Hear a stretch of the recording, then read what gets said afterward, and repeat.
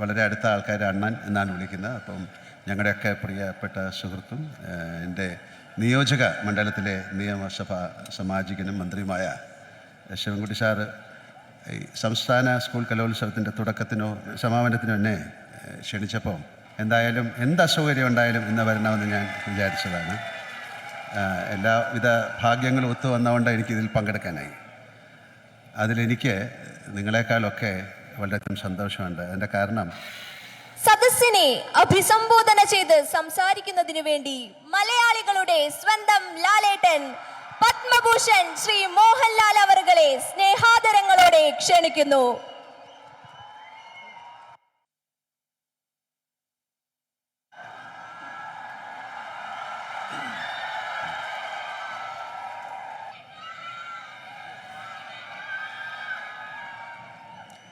തൃശ്ശൂരിലെ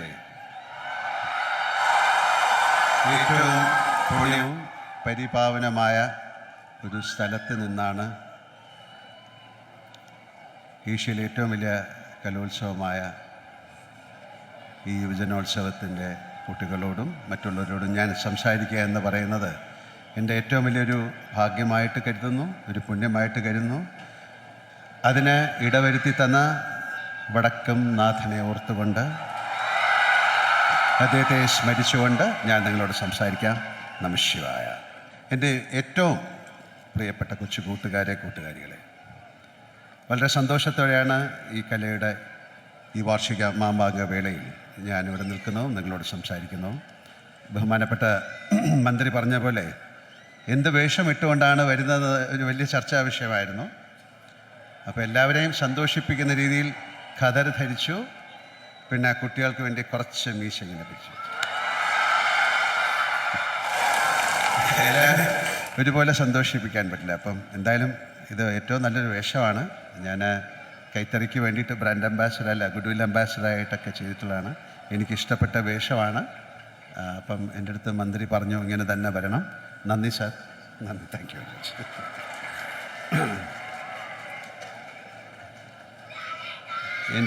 ഞങ്ങളുടെ ഏറ്റവും വലിയ ഇപ്പം സ്പീക്കർ പറഞ്ഞ പോലെ അദ്ദേഹത്തെ വളരെ അടുത്ത ആൾക്കാർ അണ്ണൻ എന്നാണ് വിളിക്കുന്നത്. അപ്പം ഞങ്ങളുടെയൊക്കെ പ്രിയപ്പെട്ട സുഹൃത്തും എൻ്റെ നിയോജക മണ്ഡലത്തിലെ നിയമസഭാ സാമാജികനും മന്ത്രിയുമായ ശിവൻകുട്ടി സാറ് ഈ സംസ്ഥാന സ്കൂൾ കലോത്സവത്തിൻ്റെ തുടക്കത്തിനോ സമാപനത്തിനോ എന്നെ ക്ഷണിച്ചപ്പോൾ ഞാൻ പറഞ്ഞു എന്തായാലും ഞാൻ വരും. കാര്യം ഇത് പല പ്രാവശ്യം ഇതിനു മുമ്പൊക്കെ ക്ഷണിച്ച സമയത്തൊന്നും എനിക്ക് വരാൻ സാധിച്ചില്ല, പല തിരക്കുകൾ കാരണം.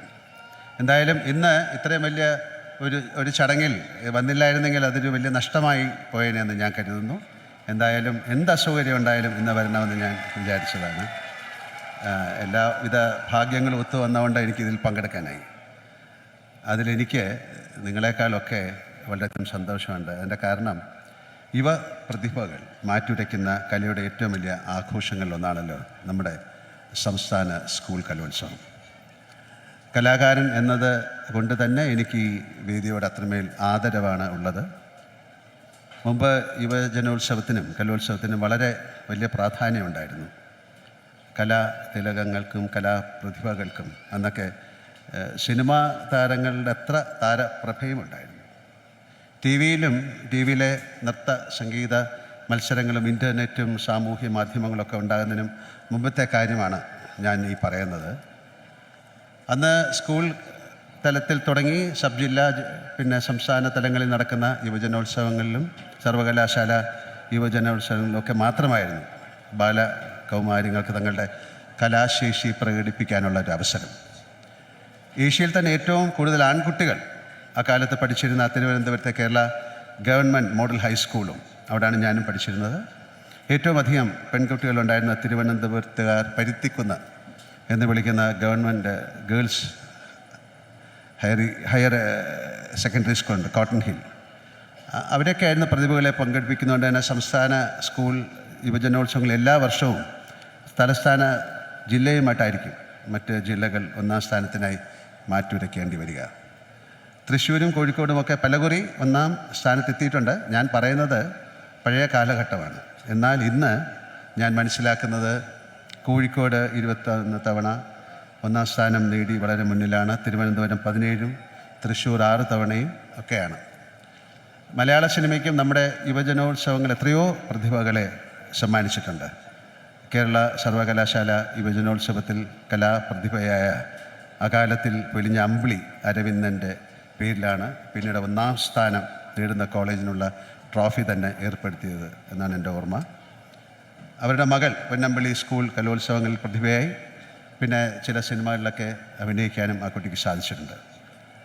പിന്നീട് അങ്ങോട്ട് നമുക്കെല്ലാം പ്രിയപ്പെട്ട മഞ്ജു വാര്യർ, നവ്യ നായർ, യദു കൃഷ്ണൻ, ശരത് ദാസ് ഒക്കെ തന്നെ കലോത്സവ വേദിയുടെ സംഭാവനകളാണ്. നമ്മുടെ ഗായികയായ KS ചിത്ര, ഗായകൻ G വേണുഗോപാലുമൊക്കെ കലോത്സവങ്ങളിലൂടെ വളർന്നു വന്ന താരങ്ങളാണ്.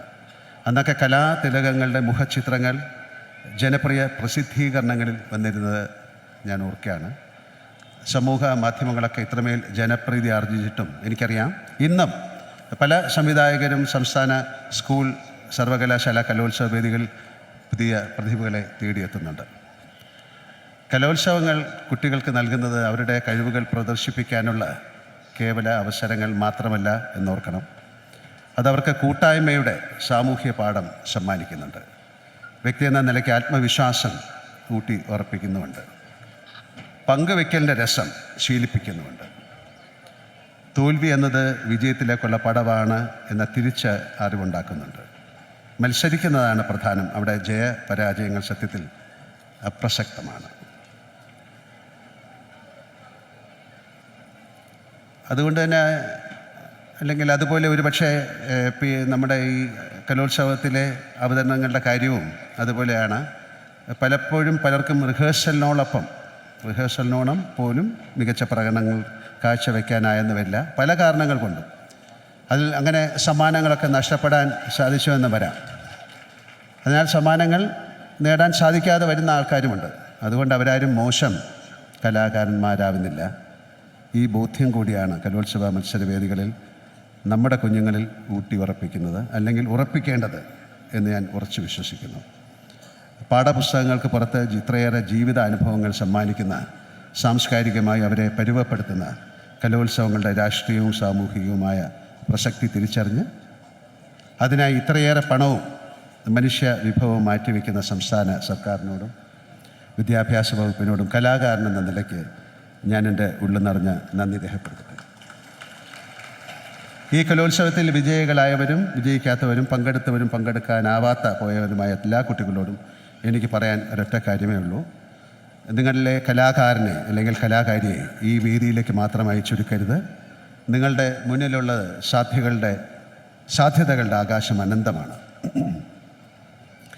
നിങ്ങളിലെ കലാകാരനെ മിനുക്കിയെടുക്കുക, പരമാവധി അവസരങ്ങൾ വിനിയോഗിക്കുക.